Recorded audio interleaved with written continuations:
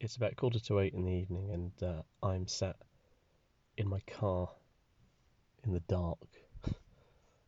And before you get too worried, uh, I'm fine. I'm recording this on my phone because at the moment I couldn't find a replacement battery for my trusty Tascam. And this is a little bit of a on-the-fly recording. I will follow up with something a bit more professional sounding, but today's episode is all about mental health as well as a poem. And I used to be really against trigger warnings. I thought they were babyish things, and I completely disagree with that now. I think they're completely necessary. So there is a trigger warning here.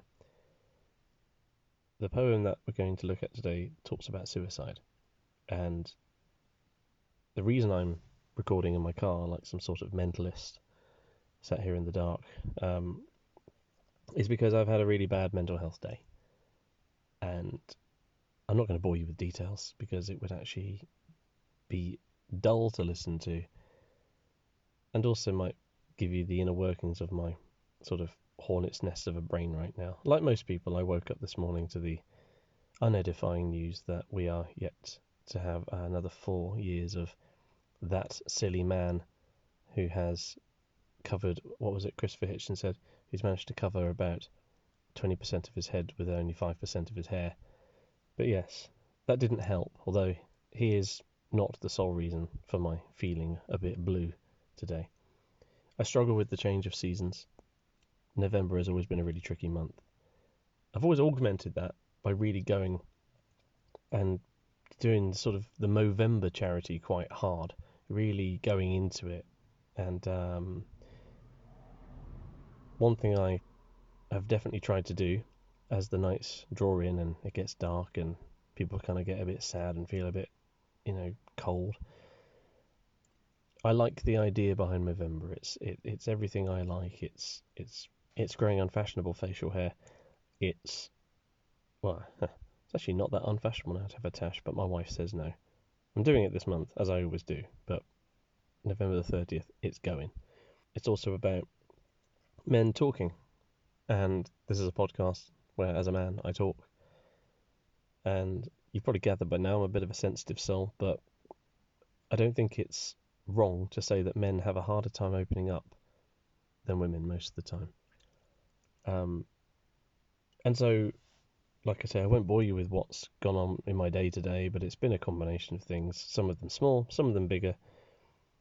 A lot of them have been compounded by tiredness, which I think is very normal in the life of a dad who's got a nearly 1-year-old right now.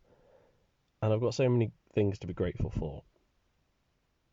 But I do really have an issue when the nights draw in and it gets dark, and I think about how there are people out there that don't have anybody to talk to. I'm lucky I have the most wonderful wife, wonderful daughter, fantastic mother, great sister.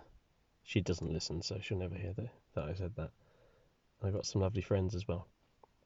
I'm one of the lucky ones. And yet, today, at the end of my working day, when I really could have done with talking to somebody, no one was around. Now, this isn't aren't they horrible? No, that's just life. Typically, there's someone knocking around, and really, I just needed to talk to somebody. Just had one of those days. It all got on top of me. It all felt too much. And teaching can definitely get like that sometimes. You're very much on your own a lot of the time. When there was nobody around. Well, no one I felt comfortable talking to anyway. And so I got back to my car, and I don't mind admitting it, I shed a tear or two thinking about a lot of things that make me feel worried or make me feel sad, make me feel grief. But I have to remind myself that I was able to come home then and be with my nurturing and lovely family. And I just thought, geez, what if I didn't have that? What if I didn't have somebody there? How desperate could you actually be? And some people trivialize it. I've even heard some people say things like, oh, yeah, it's the coward's way out. What a stupid thing to say. What a deeply insensitive, ridiculous thing to even think. I'm a total coward. I couldn't even dream of taking my own life. I'm too frightened of pain. I'm too frightened of causing other people pain. So this is not necessarily going to be a cheery episode. But do stay with me, because I think there's something in it that, much like some of the darkest poems, there is some sort of light. That light is humanity.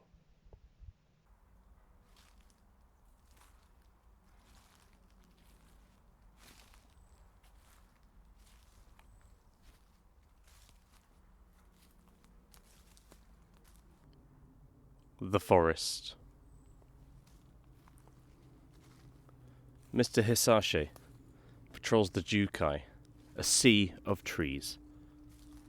Compass around his old neck, and a pair of bright white gloves show, like a conductor of traffic.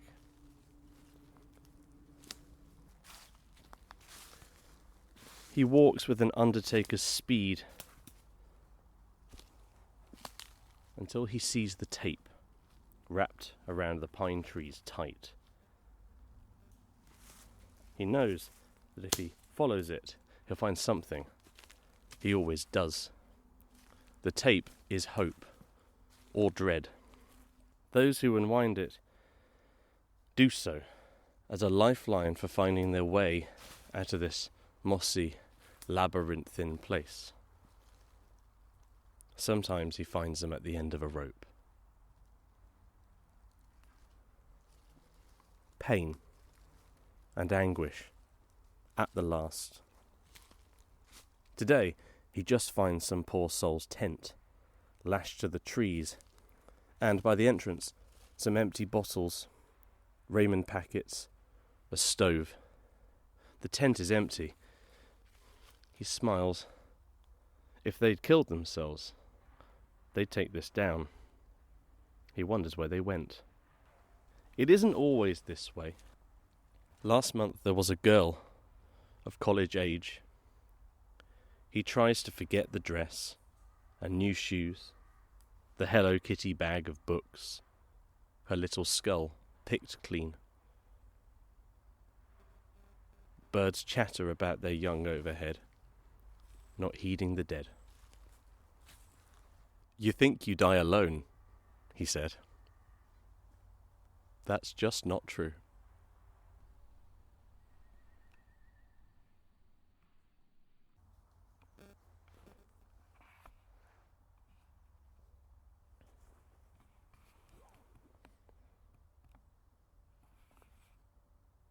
I didn't want to give a huge amount of preamble to this one, but it's been a strange old week. I'm going to explain a few things about the poem that you just heard, and we're going to talk a bit about some difficult stuff. Where I am right now is in a small forest, not too far from where I live. I don't often come out this way, but it's one of those incredibly grey days. To quote my boy Larkin, the sky is white as clay with no sun. And as you can hear, the autumn leaves are crunching underfoot, and yet we've gone past that sort of fun golden point of autumn, it feels. We're now into the more sort of slate grey November time. And I will just caveat by saying I find November really tough. The bit of audio you heard the other night from me in my car was recorded on a dark November evening with the rain lashing down. Today, it's Saturday morning, and I'm enjoying taking the dog out for his morning walk, but going via a different route. And going through this forest is kind of cool. I feel quite hidden. I've got this canopy overhead of various different trees, all of them with their dead branches coming down, and you can see I'm treading over some deadfall bits right now, but we've got the mossy roots and that sort of carpet of leaves, moss, and not quite squelchy mud, but soft underfoot. Ideal weather for wearing wellies. In many ways it's quite beautiful, and like a lot of stark and difficult things, we have to try and find the light in amongst it.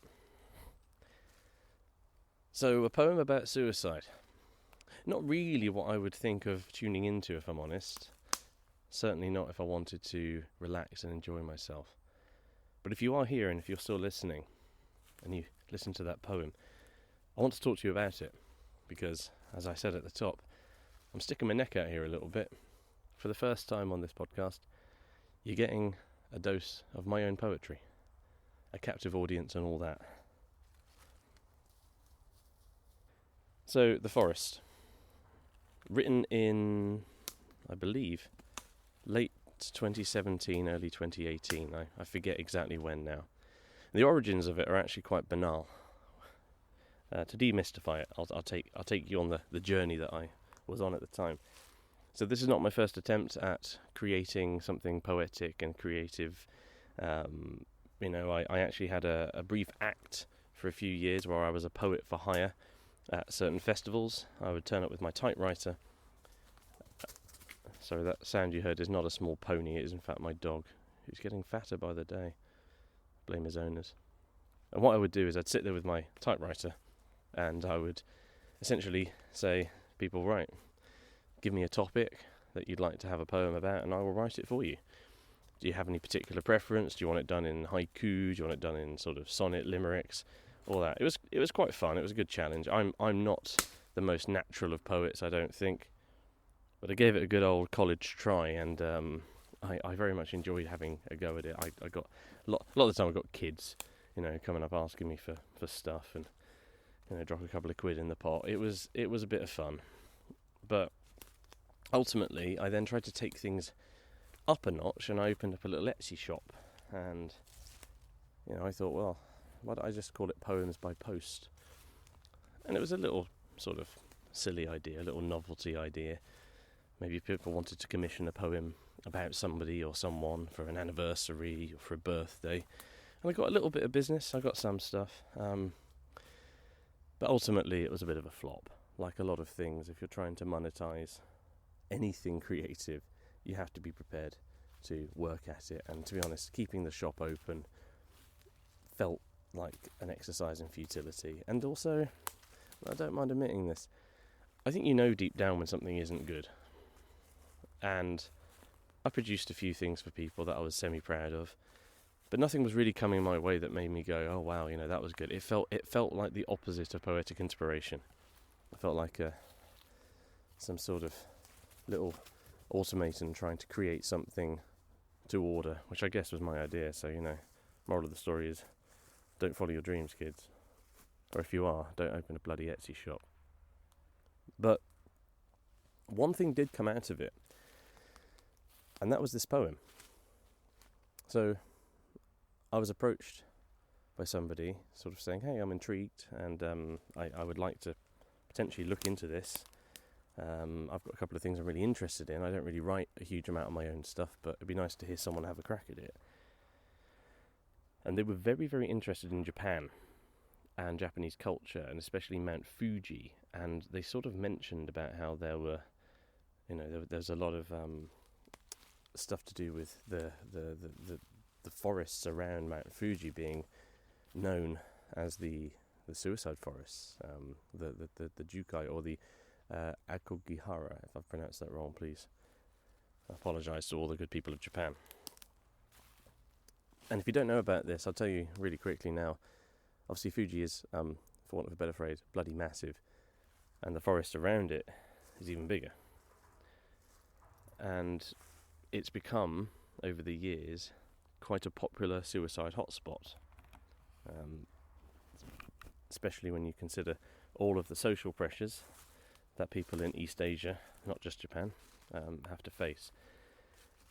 And I went into a bit of a wormhole researching it, because I've never been to Japan except for Tokyo Airport very briefly in the spring of 2012 when I was travelling back from my time teaching abroad in South Korea. So I've got a brush with East Asian culture and shame culture. I know quite a lot about that. My Korean friends would often be quite, I could see that their mental health could often be quite poor, because as a culture it is not kind to people who don't do well academically or don't succeed straight away. There's a really, in my opinion, quite a toxic thing going on there. And certainly, if people become obsessed about the idea of going somewhere and taking a permanent choice to kill themselves, it's just absolutely bleak and horrifying. So, back to the poem premise. I ended up watching a documentary on Vice TV, I think it was, where we got to see this man whose job was actually to be a park ranger. And his job, putting it bluntly, was to walk along the main tourist paths of this national park, around the size of Mount Fuji, where the trees are, and to maintain signs and signage to make sure that people didn't go off-piste and go off and do something to themselves that they, would potentially not be able to regret later on. And the thing that really struck me in this video was how gentle he was. And obviously it's all translated and subtitled. And, you can sort of see that he approaches this with a real stoicism. He sort of wanders along. He's got his white gloves, very sort of typical, East Asian sort of apparel there, when out walking.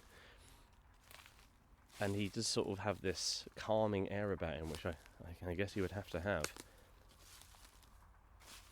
And the video itself is quite striking because he does find quite a lot of the time these reels of tape wrapped around trees.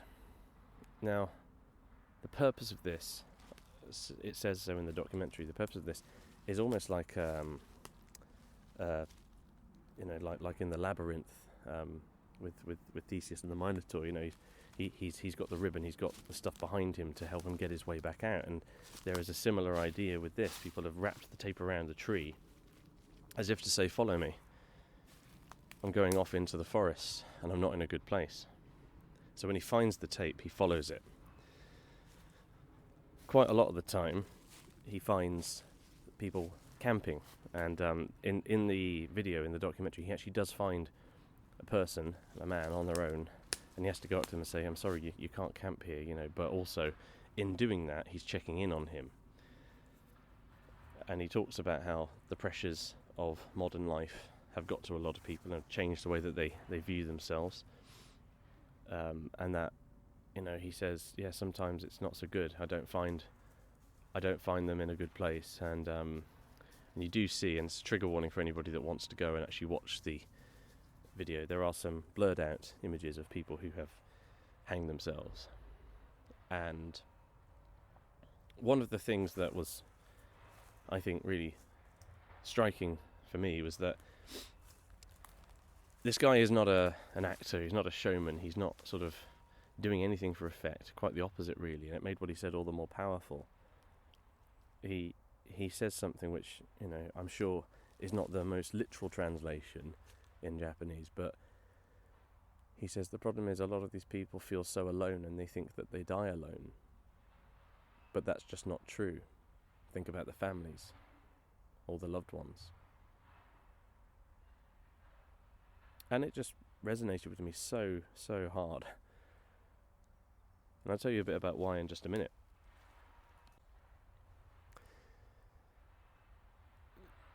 So I'm going to talk about this once, and I'm going to talk about it in factual terms. When we were 17, my best friend and I experienced suicide, in that his dad, who was a really, really lovely bloke, took his own life and he hanged himself. My friend, age 17, a very, very formative age, found him. I did not. And even though it sounds like I'm jumping on his grief, I realise after all these years that that's nonsense. It affected me very, very much, as it would do. Death is bad enough. Death is bad enough without that added other layer. And I'm not going to talk any more about that right now because, out of respect for my friend and what he's been through, it would be inappropriate for me to speak about it in any more detail than I have. But that has had a lasting effect on me. When I think about, and this is why it's an important time of year to talk about it, November is also the charity time for the brilliant charity Movember, which I do every year, and I've always been a passionate advocate of it, not least because of all the cancers that can get men, prostate, testicular, and just the general sense of men not going to the doctors when they should. But actually the big thing really is suicide prevention and suicide awareness, to know what are the causes and signs of someone that might do it. And in the case of my friend's dad, it was a surprise. I don't really think it's ever not a surprise, and I think that the term that you often hear from people is, we just didn't know how bad it was. And I think about some high profile cases where people have done that sort of thing. Quite often people say, but they seemed so happy. They seemed okay. And people are often very, very good at hiding how they really feel. Especially men, I think. Because we're brought up in a culture where you are not allowed to be weak. So, back to the poem in a way. It's not written in a particular style. I went for a loose rhyme. And I will post a little PDF of it. It's an unpublished poem. You can't find it anywhere. I did try my luck, but nobody wanted it. So, there you go. It's out there in the world now. And that's something. Can't stop me with a mic in my hand, can you? No, you can't, Faber and Faber. Anyway, it's very, very loose in terms of its rhyme scheme. And I tried to not make it overly poetic in its language. I didn't want it to feel false or loose. I didn't want it to feel like here's a poem about suicide, here's a limerick. It didn't feel right. It felt like it had to follow a little bit that documentary style. I'm following him who's following a tape. And while I've got no experience of being a Japanese mountain ranger,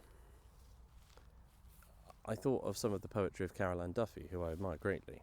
And some of her poems I think are absolutely marvellous. And she does, I think, her best work when she completely inhabits the skin of somebody else. That's kind of her best style, I think. So writing as someone else, or writing from the perspective of someone else, even in the third person, it's hard to do because you don't want to you don't want to caricature, especially when it comes to different ethnicities. But you also want to make sure that it feels like it could be real. And in a way, this guy just trying to do a bit of good in the world, trying to find some light for people, while also not taking himself into a bad place himself. The idea that you have to do that sort of thing and how must it affect you. For the most part, the idea of being in a forest, being surrounded, being unable to see clearly, not able to see the sky, not able to see the wood, quite literally for the trees, if you pardon the expression. I thought that was the perfect metaphor for somebody who was going through a terrible time. Some of us, no, scratch that, all of us have mental health. And we all have good mental health days and bad mental health days. The same as we all have physical health. Sometimes it's good, sometimes it's a bit crap because we've not got enough sleep, or we're tired, or we picked up an infection. And yet, if you had a cold, you'd maybe take some drugs for it. You'd maybe try and look after yourself a bit more. You might say, oh, I've got a cold. You know what?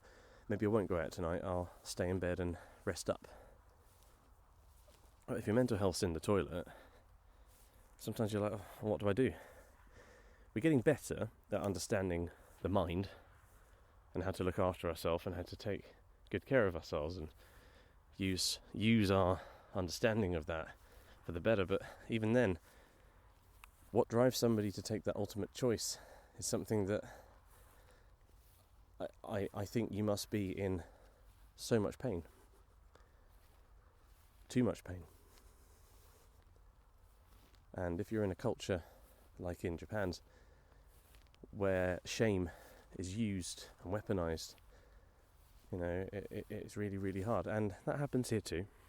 I don't think there's a culture alive that doesn't have its own version of that. But to be feeling that way, and then to have people saying things like, oh, boys don't cry, man up, mate, all that sort of stuff, you go, well, it doesn't help anybody. Suicide is the biggest killer of men under the age of 50. And that always shocks me every time I think about it.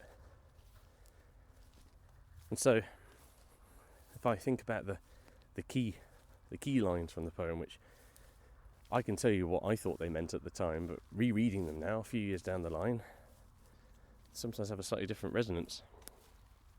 I was very, very wary about depicting an actual victim. I thought that was maybe too far. So I didn't want to describe somebody having just died. I thought that was too much. It just felt wrong. It didn't feel true either to what was most likely. And in the video he does talk about a young person, he'd found, and the idea of her there with her, her various items of study and the bag of books. I think it just lays everything out in front of you, that idea of seeing something so horrible and so haunting, and trying to understand what could have led someone to that. And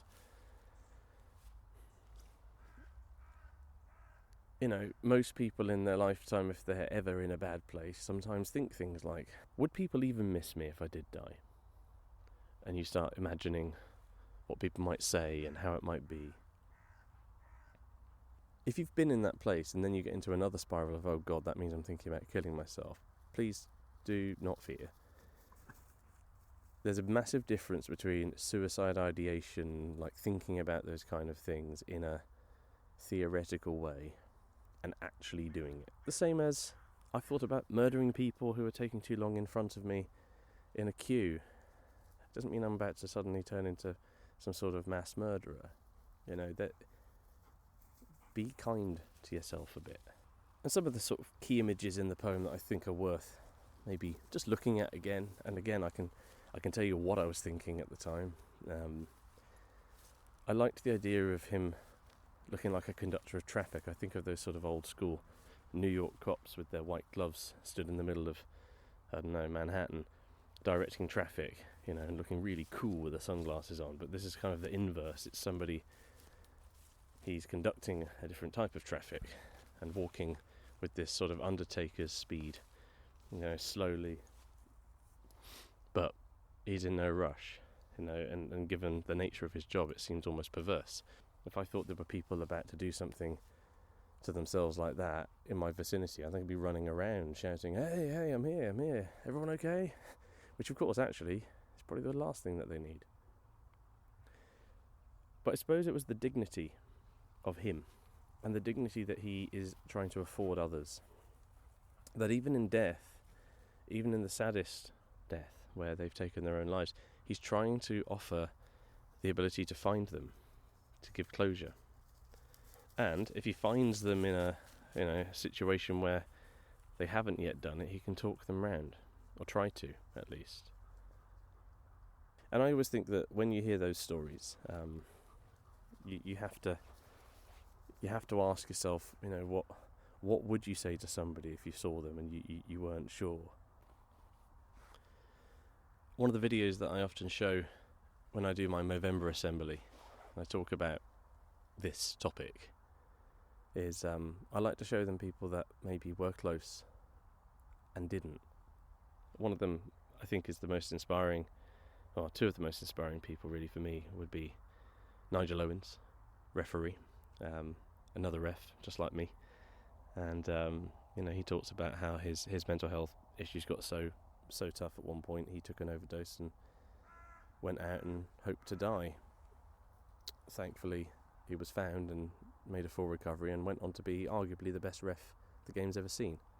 Certainly my favourite. And if you ever do listen to this, Nigel Owen, thank you for being you. Diolch. When it comes to a footballer, though, and I think footballers have it harder in some ways because they are under media spotlight and completely, in a very, very different sport with a different cultural attitude towards mental health, I think, than rugby. Be Clark Carlisle, who obviously, as a Preston lad, I've always really loved hearing him speak, and I remember him talking about how he was waiting until sundown in this big park, and he was waiting until it got dark so he could do what he in his words, what he needed to do. And obviously a media campaign had, put out saying we haven't found him. Is anyone, if you see him, can you let the police know? Because the family are worried about him. And some guy kept sort of like clocking him and then walking past and then coming back again. And eventually, as it was getting dark, apparently, sort of came up to him and sat next to him on the bench and just said, without looking at him, your family's worried about you. And apparently the guy himself, the anonymous sort of intervener, broke down in tears because he'd lost somebody to suicide himself some years ago, and just begged him not to go through with it, and said, you don't know me, you don't know anything about my life, but I'm going to tell you, what you're thinking of doing is not an answer that you want to do. And when Clark retells this story, I always well up. I think it's an example of how, as humans, we've got all this division, all these things in the world which we don't like these people, we don't like these people, oh, look at these people, they're dangerous. But there's a bit of me that always goes, can't we just look out for each other a bit more? Can't we look out for each other just that little bit more? And that brings me back to the final line. You think you die alone. That's just not true.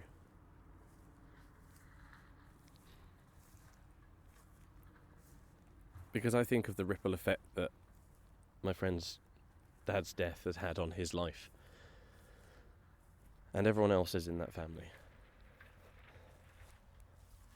And I wouldn't speculate about it on here because it would be disrespectful and maybe even presumptuous, but I don't think it's going out of my way to say that there's something so destructive, so devastating to everything about suicide. And yet demonising it is just as bad in its own way. I personally hate the phrase committed suicide. I think it's an awful term. It's this committed, it's a crime. And in the eyes of some religions, it is a crime. And you can see why people might go down that route to say, well, no, we forbid it. Life is precious, you should use it. But if your life is particularly horrible in that moment and you can't see another way out, that is where the real question lies of, is this person selfish and horrible for doing this and hurting everyone else around them, or are they just desperate? And I think if someone's got to that point, they need every ounce of kindness that they can get. Save your judgment.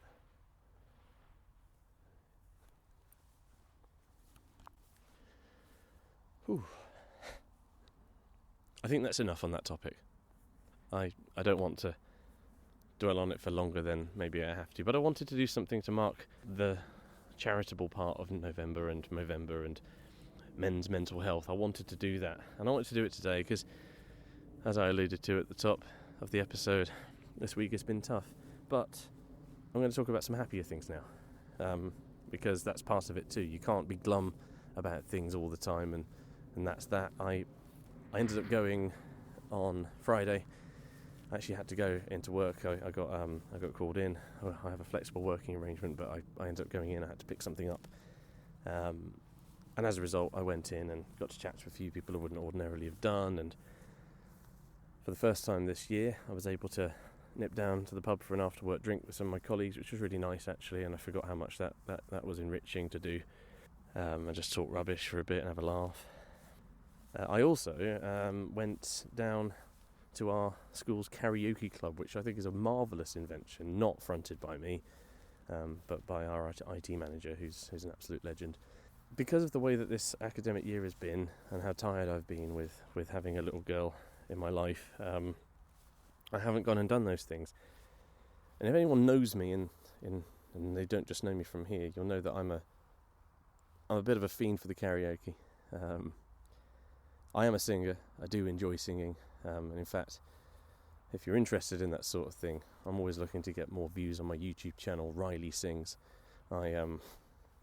I've become quite serious about it recently. I'm doing a lot more solo stuff. I've got a sort of duo band which I performed with over the summer as well. I'm working on my voice. I still think it's got some way to go before I can hit the very, very top tenor notes, but I'm doing my bit and I'm enjoying it. And actually, from a mental health perspective, singing, no matter how good you are, no matter how accomplished you are, singing is actually really good for your mental health. Music is really good for it, whatever you might play, or even just listening to it. But singing stimulates the vagus muscle, I believe it's called, and going along after school and having a good old belt of a few of my favourites, that made me feel better, made me feel a bit more human again.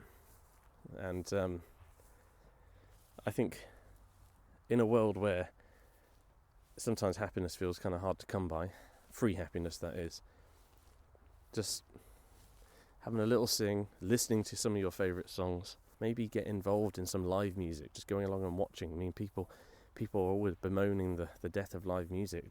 Get down to a live music event and watch them. No audience, no gig, you know? But it's a really important thing that you look after your mental health in the same way that you look after your physical health. Get enough sleep if you can. Eat well enough. Be careful with drugs and alcohol, if that's your thing. You know, moderation is key. Get out for fresh air. Talk to people. Especially talk to people. And don't be afraid of being vulnerable, because we all are at different times. Nobody in this world is invulnerable to their mental health turning on them at times. And if you're in that forest and you look up and you can't see the sky, keep following the tape.